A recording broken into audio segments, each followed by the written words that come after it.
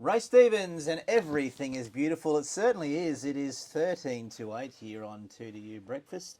And to get up to date with all the things that are happening in the Dubbo region and surrounds, we say a big, warm good morning to Dubbo Mayor Mathew Dickerson. Good morning to you, Mr. Dickerson. Thank you for putting that song on for Dubbo. I thought that was perfect. I put it on for you, Mr. Oh, for Mayor. me? I thought, wow. I feel very special now. Well, you know, that's what we do here. We butter you up and then we hit you with the hard questions. That's how it works. Yeah, fair enough. Speaking of which, let's start, if you don't mind, with the issues with Wellington Water. What is the latest, please? So at this stage, you don't have fluoride in your water if you have your water come from the water treatment plant in Wellington. There's a failure of a pump that is obviously used as part of the fluoride dosing process. Now, normally you'd think that's okay, we just go down to Pumps R Us and grab a new pump, but it's a fairly specialised piece of equipment, and the manufacturer of this particular pump is from Germany, so we said that's fine, let's get a piece of equipment, the pump that we need from Germany, but they're saying middle of March before we'll be able to get that piece of equipment. So we haven't just accepted that as the answer, we're still working on it, but at this stage, worst case scenario, middle of March before there'll be fluoride back in the water. Let me just point out there was an incident with fluoride in Dubbo water where the residents weren't told about no fluoride in the water for 3.5 years. This is hot off the press. It was only obviously a couple of days ago. The day we found out about it was the day that we informed... that release. Yeah, that's right. We informed New South Wales Health. We informed the residents of Wellington, obviously residents of the region, but residents of Wellington in particular, so they know about it at the outset and about what we're doing about it. All right, we don't need to go back over the whys, and you weren't involved with council then, so I won't ask you that anyway. But I will ask you, what are the health repercussions of not having fluoride in your water? So fluoride, and again, I'm not a health expert, but from the information that I've been given, the fluoride obviously helps with dental care. So in terms of your teeth, the health of your teeth, that very small amount of fluoride that is in the water, in terms of the water treatment plants, that helps the health of your teeth. Now, we did actually talk to New South Wales Health and some dentists or a dental association when we found out about the several years with no fluoride in the water for Dubbo, and we said, what are the implications of that? And they didn't expect to see an outbreak of tooth decay or an outbreak of teeth falling out for people, but certainly it's something that over a lifetime, if you don't have fluoride, then you're going to have some impact on your teeth there. So again, as long as you're cleaning your teeth, as long as you're using toothpaste, you're obviously getting that health care. Fluoride does help, but New South Wales Health don't see it as a risk to the water quality.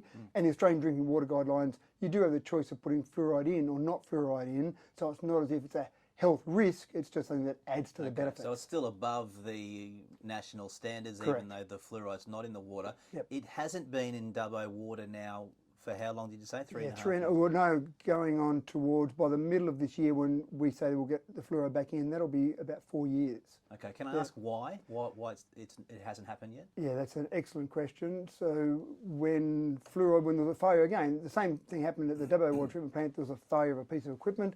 The staff there did the right thing. They informed New South Wales Health, they informed the management of council, and then council did nothing about it, to the great horror and shock of everyone that found out about it 3.5 years later.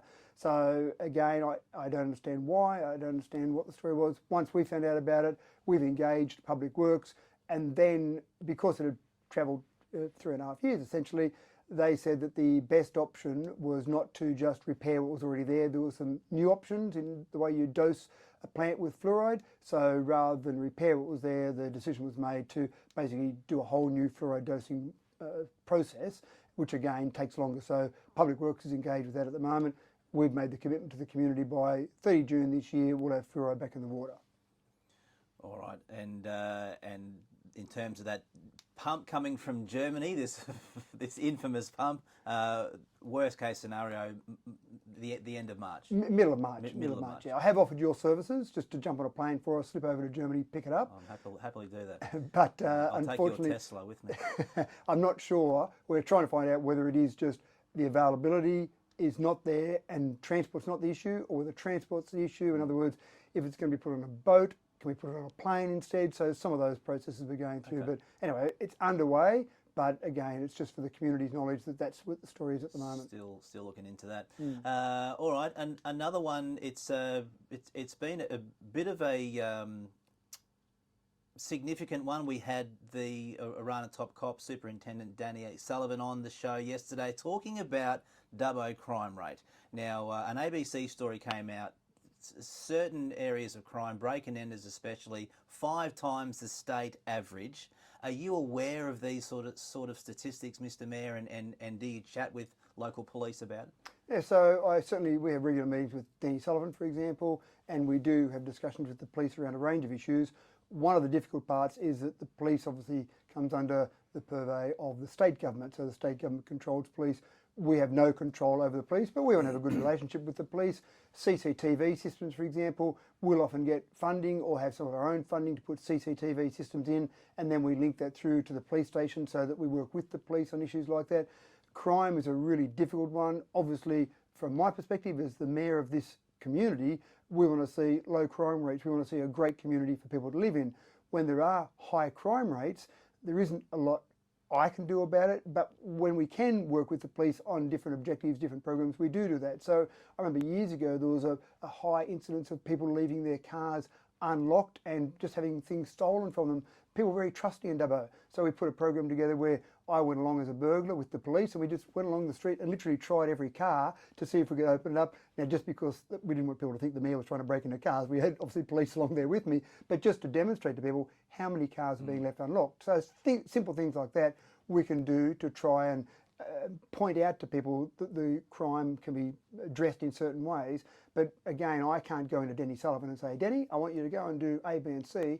I don't have that power or that control over the police. Sure, but what you do have, and just as a resident,